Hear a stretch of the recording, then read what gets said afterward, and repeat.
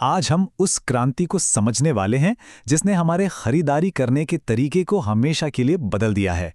जी हाँ, एक ऐसी क्रांति जिसने दुकानों को हमारी गलियों से उठाया और सीधे हमारे हाथों में हमारी स्क्रीन पर रख दिया। तो चलिए ई कॉमर्स की इस मज़ेदार यात्रा पर चलते हैं।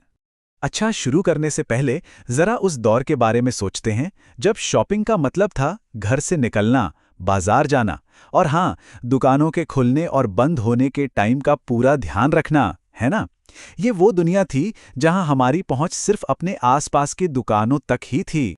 देखिए, पारंपरिक और डिजिटल दुकानों का फर्क यहाँ कितना साफ है।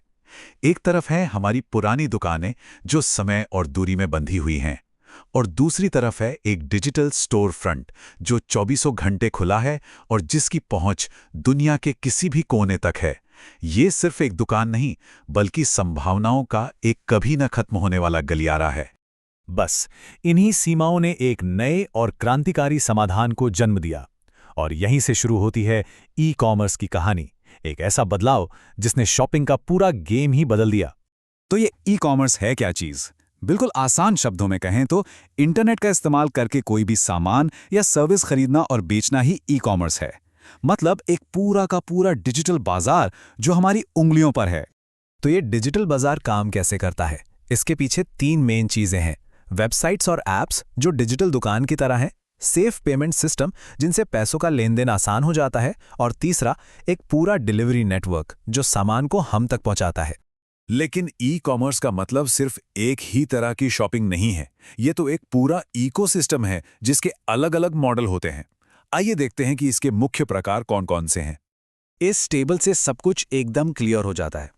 सबसे आम है B2C, यानी बिजनेस टू कंज्यूमर, जैसे हम ऑनलाइन कोई किताब खरीदते हैं। फिर आता है B2B, बिजनेस टू बिजनेस, जहां एक कंपनी किसी दूसरी कंपनी से सामान जैसे कि ऑफिस सॉफ्टवेयर खरीदती है। C2C, यानी कंज्यूमर टू कंज्यूमर, ये तब होता है जब कोई अपना पुराना कैमरा किसी ऐप पर बेच दे। और आखिर में है C2B, यानी कंज्यूमर टू बिजनेस, जिसमें कोई फोटोग्राफर अपनी तस्वीरें किसी कंपनी को बेचता है।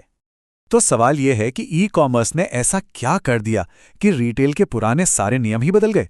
असल में इसके पास कुछ ऐसी सुपर पावर्स हैं जिन्होंने ये मुमकिन कर दिखाया। इसकी पहली और शायद सबसे बड़ी सुपर पावर है, ये कभी बंद नहीं होता। जरा सोचिए एक ऐसी दुकान के बारे में जिस पर ताला ही नहीं लगता। आधी रात हो या सुबह के 4 बजे, जब मन चाहे शॉपिंग की जा सकती है। जी हाँ, 24/7। ये सिर्फ एक सुविधा नहीं है, इसने रिटेल के उस सबसे बड़े नियम को तोड़ दिया जो कहता था कि व्यापार तो भाई दिन के उजाले में ही होता है। इसकी दूसरी सुपर पावर है इसकी पहुंच, जिसकी कोई सीमा नहीं है।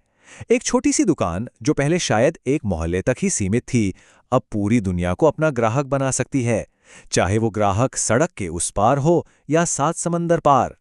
इसी को कहते हैं ग्लोबल मार्केट रीच। अब व्यापार के लिए नक्शे पर खींची गई लकीरों का कोई मतलब नहीं रह गया है।